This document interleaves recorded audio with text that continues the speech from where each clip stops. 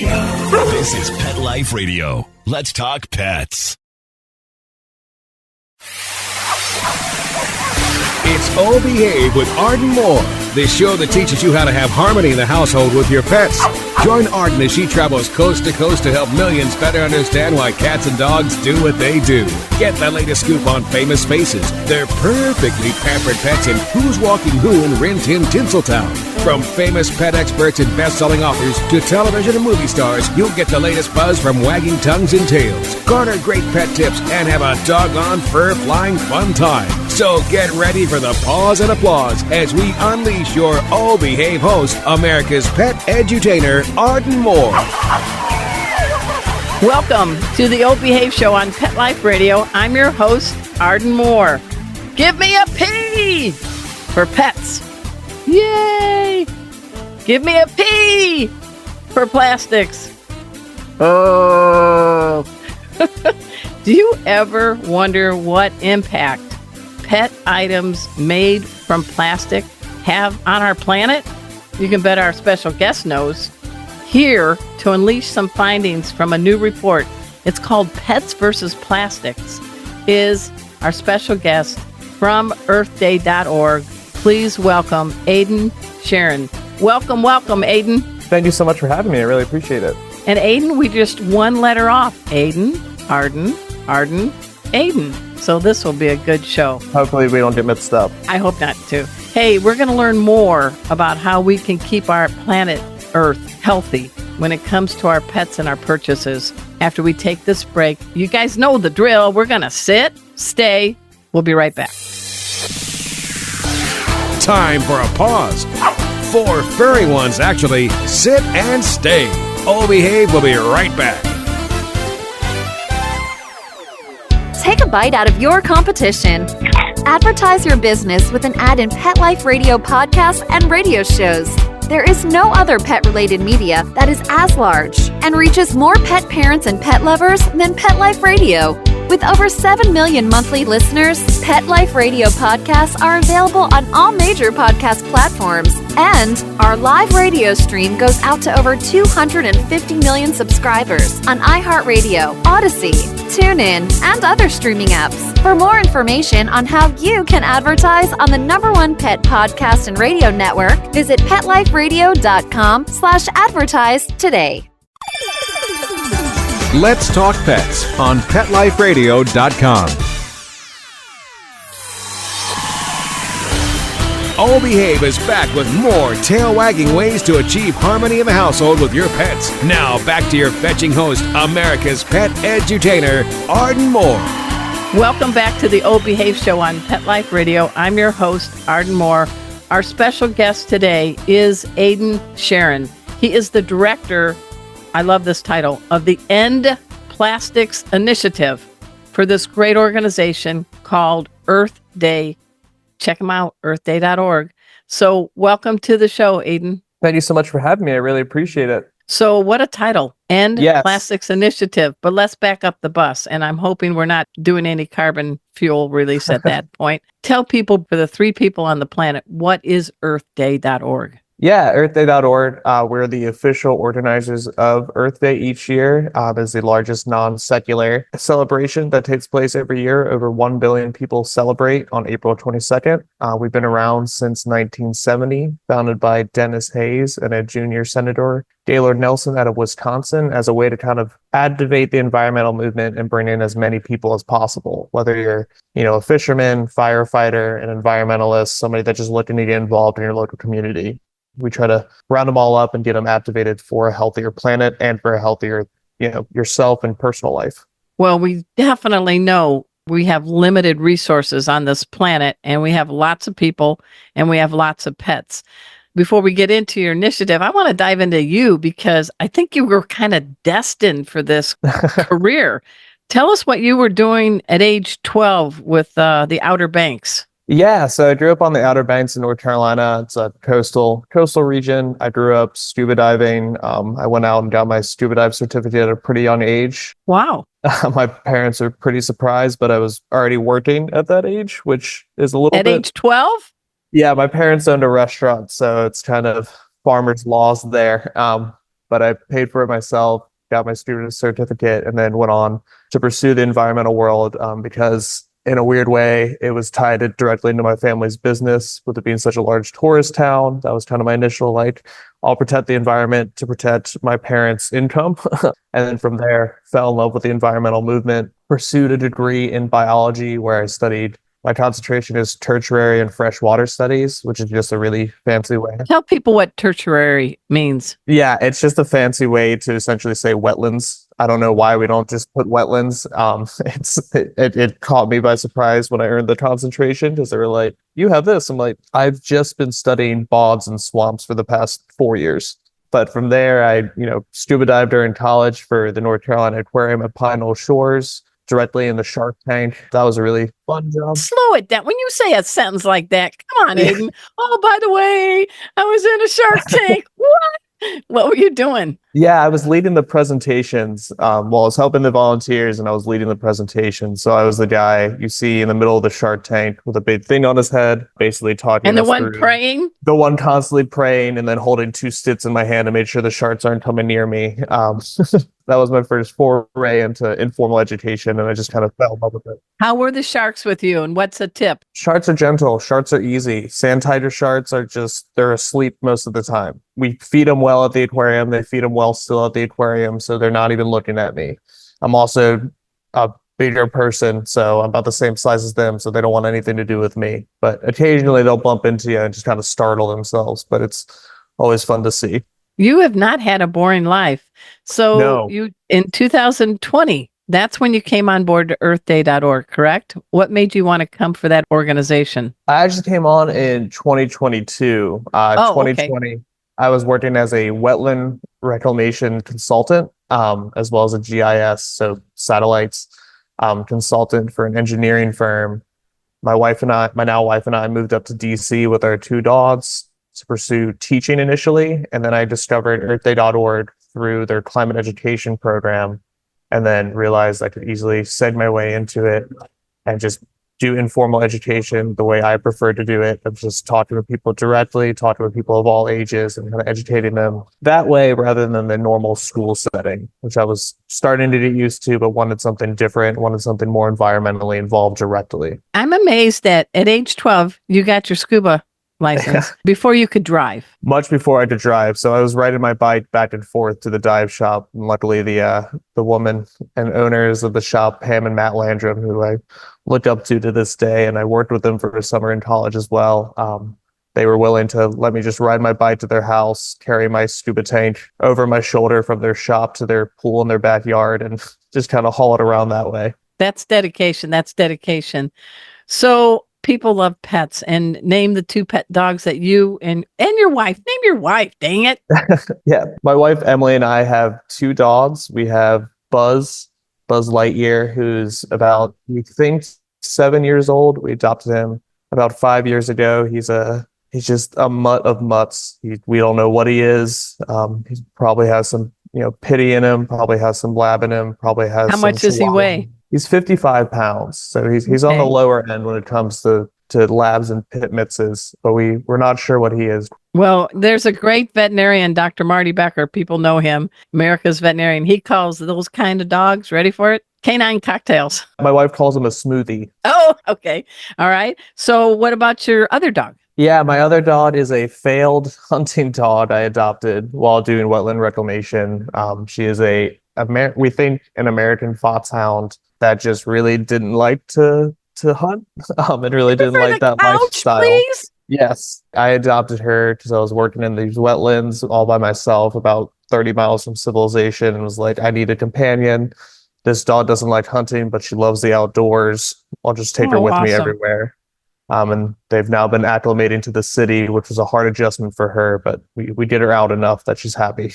In DC? In DC, yeah. There's good parks there, though, too. You could be walking miles in DC. Yeah, and we typically do. It surprises my family every time they come to visit. We'll do like 12 miles, and they're all keeled over, and we're just like, it's how we get around. It's how you have to do it. Well, we've got about a minute before the break. I do want to dive in first, though, because you all reached out to us and said, look, that we have a new report, pets versus plastics.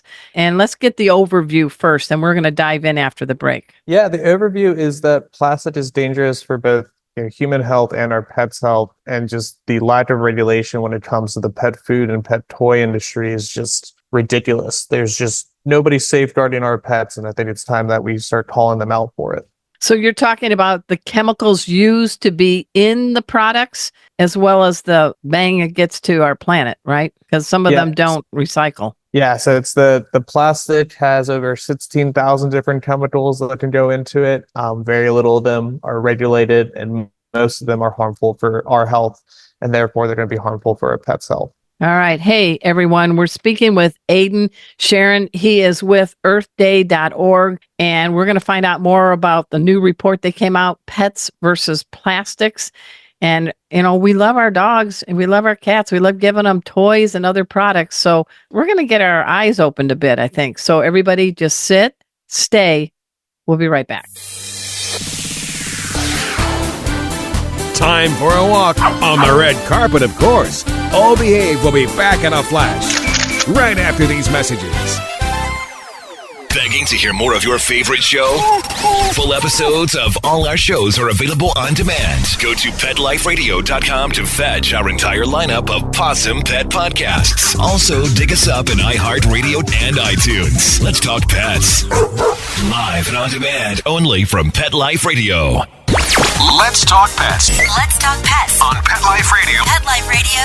PetLifeRadio.com. Hey everybody, I'm Jeff Corwin, host of Wildlife Nation, brought to you by Defenders of Wildlife, and I'm with Oh Behave with Arden Moore. We're back from the lot. Just checked the paper and we had a record showing at the box. The letterbox, that is. Now back to Oh Behave. Here's Arden.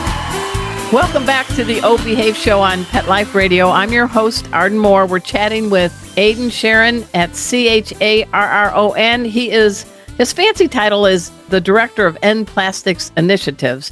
He's with a great organization that loves our planet. It is called Earthday.org. And before the break, Aiden, you were telling us there's a double whammy here. We get toys for our dogs and cats or whatever. Some are made out of plastics. And you were talking about, in some cases, there could be up to 16,000 chemicals in pet products. And then you hit the hammer with very little regulation. Please expand. Yeah, so plastic is essentially everywhere at this point. I'm sure if you looked around your room, Arden, you'd see plastic all over the place. Even I your hid carpet. my plastic water bottle from you before the show. I really appreciate it. It just it gets set off as soon as I see one.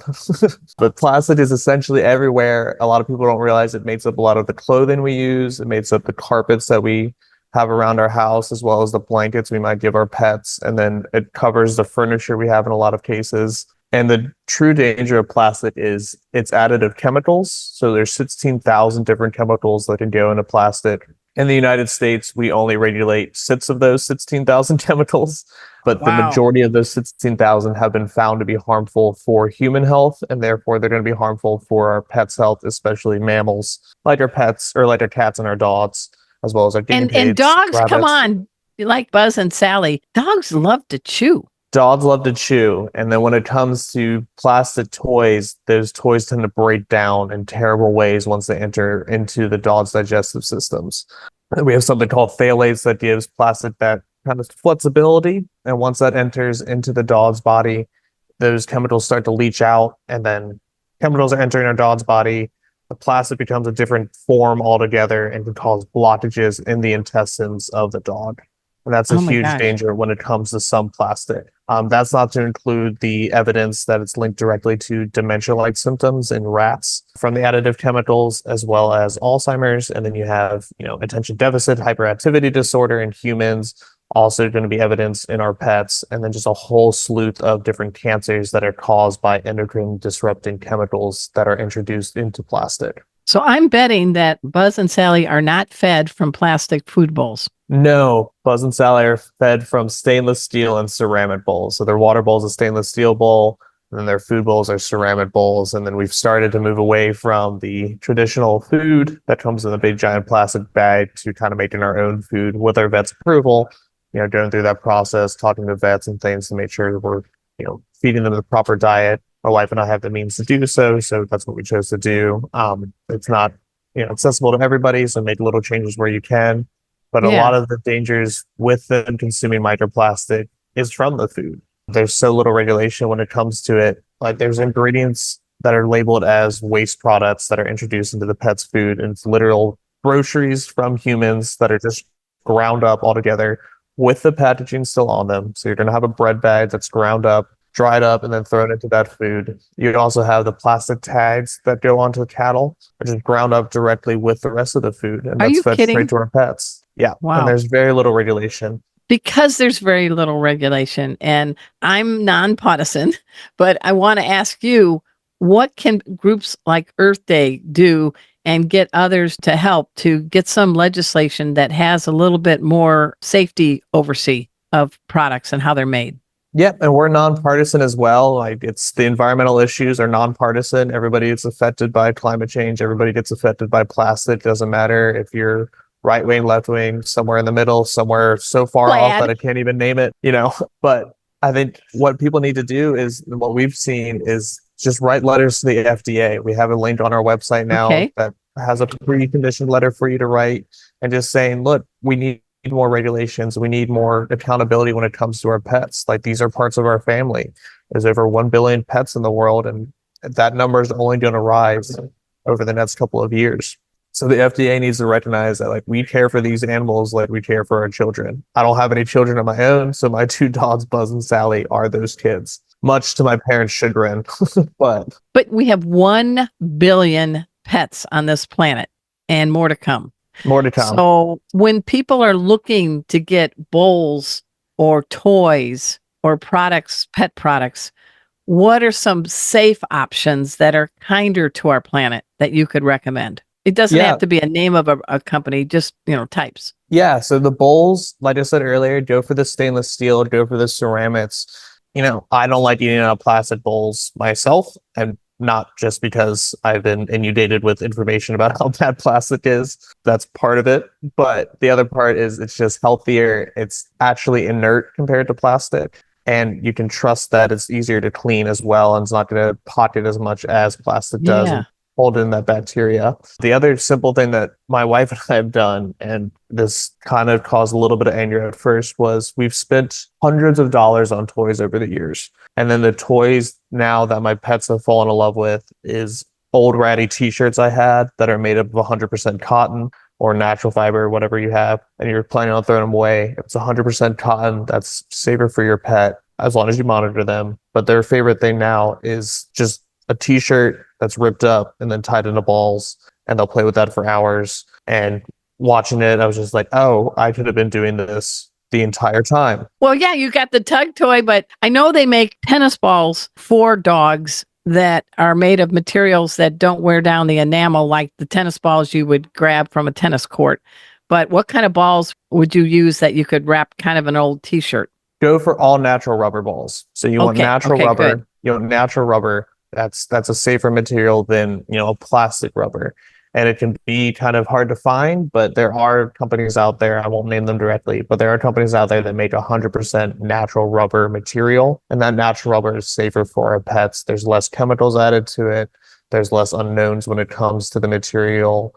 It might break down a little bit easier in some cases because of the way that rubber is just naturally, but that's okay. As long as it's not breaking down the same way microplastic does. Plastic doesn't truly disappear. So, okay, we've got toys, we've got the food bowls and the water bowls. There are some people out there that want their Fido to be a Fido fashionista. So shopping for clothes or harnesses for dogs, what kind of tips can you offer? Avoid polyester, avoid nylon, avoid those materials that sound really cool, sound really futuristic, but in reality are just made up of plastic. Like your leash. What's the leash? What should the leash be made out of? See if it's going to be made out of a natural rope fiber like hemp. They make hemp ropes out there. They make cotton ropes. They make sturdier ropes that are just made of materials that aren't nylon or polyester. They can be a little bit harder to find. They also make leather ropes as well. I know some people don't like to use leather, but that is an option if you're trying to avoid plastic. And collars? And collars, the same thing. They made leather collars. They made collars out of cotton. They made collars out of hemp. They made collars out of burlap. There's plenty of options for your pet. We have, I think one of my dogs is currently wearing a North Carolina collar made up of cotton and leather. The other one is wearing a space collar that's made up of cotton and leather. And just when it comes to the clothes, and I like to dress my dogs in clothes. Sally, the failed hunting dog, likes to wear sweaters in the winter. It's ridiculous. Yeah, but just the materials, right? The material we use is natural wool. So I went online, looked up, made sure it was actually wool material. And then when it comes to me dressing them in t-shirts, I made sure that it's like an actual cotton rather than those polyester, those synthetic fibers. I'm kind of digging Sally because I think she knew from the get-go. No, sitting out in a cold marsh and being I think the couch is a beckoning. So I'm just going to trip up on all these skills for hunting, and I'm going to become a couch dog and hang out with my dad on hikes. She's pretty smart. She loved the heated seats in the truck. It was funny going out there. I was working with a lot of people that hunted all the time, which is, whatever. Yeah. But they would look at that dog and they'd be like, "You don't need to take your hunter?" And I'm like, "She won't hunt at all. She won't do anything for me. She's just here to hang out and just look pretty, I guess." I love her already. So, parting messages.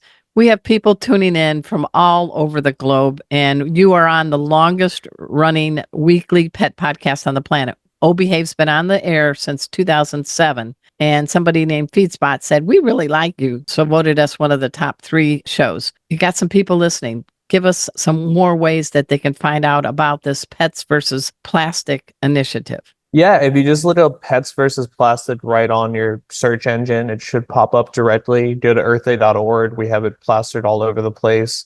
I've been pushing our comms team and our social media team as well to just kept poking them and be like, "I want to keep talking about pets. I want to keep talking about pets. I want to keep talking about pets." So it's all over our websites, all over our social media channels, LinkedIn, Facebook, X, I believe is what it's called now, as well as just everywhere you can find us. And then just realize that it's not your fault that this is happening. Plastic is such just intrinsic in our lives now, and it's so hard to avoid, but just start making little changes throughout your life and you start giving a healthier life for yourself and your pets. So does that mean you would hit the pause button on plastic? Come on, I had to put a pun in there. Oh, I love you. That was fantastic. I do that to my wife all the time. She's getting real tired of the puns. You can have that. You can have that one. I actually think I used that for a title for one article I wrote recently. The pause button. But yeah, you kind of opened my eyes to about before you just go to the store and buy or go on Amazon and order, really pay attention to what the leashes are made out of, the bowls, the toys, the clothing, and there are earth-friendly options. Yeah, I mean, and then you have natural, organ meat that they sell at pet stores and everything, like a trachea. They sell trachea. Like if you want to feed your pet that, it could be a little smellier. Make sure you do it outside or at least in a contained area, but there are options out there. All right. Hey, everybody. We have had Aiden Charron on from Earthday.org. He's opened my eyes about some of the things that I didn't realize of the dangers of plastics. I know we love our pets, and I know we love our planet Earth. So, Aiden, thank you so much for being on our show. You survived. Thank you so much, and congrats on, I think, 17 years of a running Pets podcast. When no one knew what a podcast was? I mean, seriously. I mean, now this mug has got its own show, probably. Everybody's got a podcast. But anyway, at this time, too, I want to give a shout out to my producer, Mark Winter. He is the executive producer of Pet Life Radio. That's tons of shows on our network. We're the #1 network. And I want you guys to check me out. I got a YouTube channel because this man's going to be here. Go to Arden Moore. That's it. Just do the YouTube. That's my real name. Please subscribe. We have over 800 videos with great people just like Aiden. And I have a newsletter. It's called Four-Legged Life. Please do that. And the last pitch. Sorry, I got to do this. My last name is Moore. Hey, I teach vet-approved pet first aid with a real dog and a real cat. have been doing that since 2011. I'm a master instructor. You want to keep your pet safe and have a fun, practical class? Come join us at Pet First Aid for You. So until next time, this is your flea-free host, Arden Moore, delivering just 2 words to all you 2, 3, and 4-leggers out there. Oh, behave. Coast to coast and around the world, it's Oh Behave with Arden Moore. Find out why cats and dogs do the things they do and get the latest buzz from wagging tongues and tails in Rin Tin Tinseltown. From famous pet experts and best-selling authors to television and movie stars, you'll get great tail-wagging pet tips and have a fur-flying fun time. All Behave with America's pet edutainer, Arden Moore. Every week on demand, only on PetLifeRadio.com.